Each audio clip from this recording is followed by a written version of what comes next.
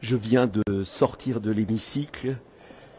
Malheureusement, la victoire d'hier a été annulée par une manœuvre pitoyable du gouvernement et de la commission des lois, enfin de son président. Les macronistes ont mobilisé leurs troupes alors que les oppositions, malgré la présence forte du Rassemblement national et de Marine Le Pen, malgré la présence des Républicains, une certaine gauche a été totalement absente.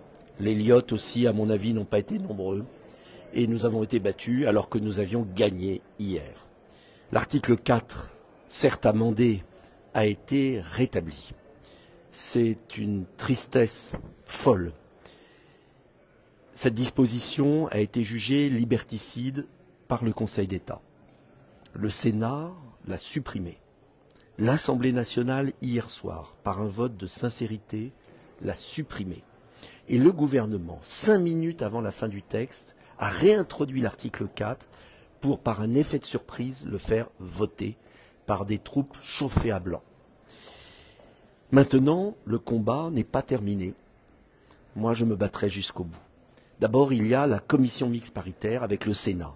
Et comme le Sénat a voulu supprimer l'article 4, on peut imaginer un blocage en commission mixte paritaire et à nouveau la suppression de l'article 4 et à nouveau un vote dans l'hémicycle. Mais ce sera difficile pour une raison très simple.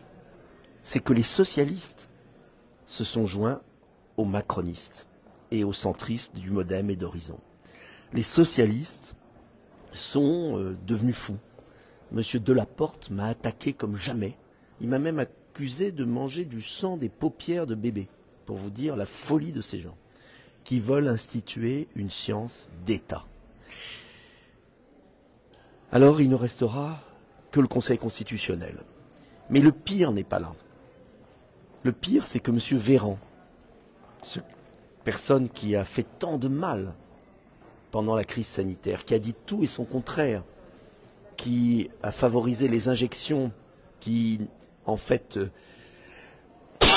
j'en éternue, qui n'empêchaient pas les transmissions, qui a menti aux Français, le professeur Delfrécy l'a compris, et l'a dit, qui ment sur les effets secondaires, eh bien, Olivier Véran a avoué le but de cette loi.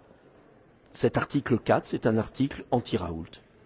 C'est-à-dire que c'est un article pour assimiler le professeur Raoult et les grands scientifiques de notre pays à des sectes, à des gourous. Il l'a dit dans l'hémicycle. Vous pouvez retrouver. Le voile est tombé.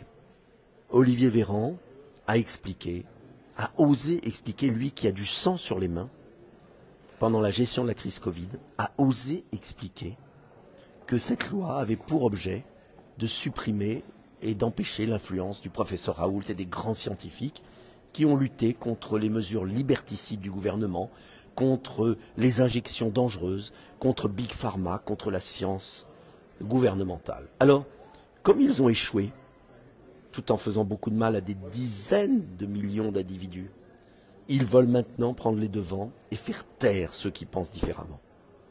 Ils veulent instituer une science d'État.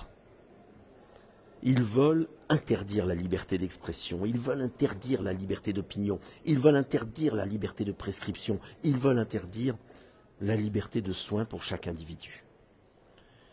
C'est un jour dramatique pour le pays, qui rappelle la fameuse loi de la terreur de 1793, ou 1792, vous retrouverez. C'est un jour où ceux qui ne pensent pas comme eux sont criminalisés. Ils sont accusés d'être des gourous, bientôt des fous, comme en URSS, à la belle époque. C'est extrêmement grave. Alors le combat va continuer et nous allons nous battre pour ne pas laisser tuer la liberté d'expression. C'est leur projet. Maintenant, les cartes sont sur la table. Chacun sait qui est qui. D'un côté, la Macronie, qui veut tuer la liberté d'expression avec le renfort des socialistes, et des écologistes trouillards qui se sont abstenus pour certains, et de l'autre, les résistants. Nous vaincrons, je vous l'assure, en tout cas je vous promets que je vous emmènerai à la victoire. À bientôt.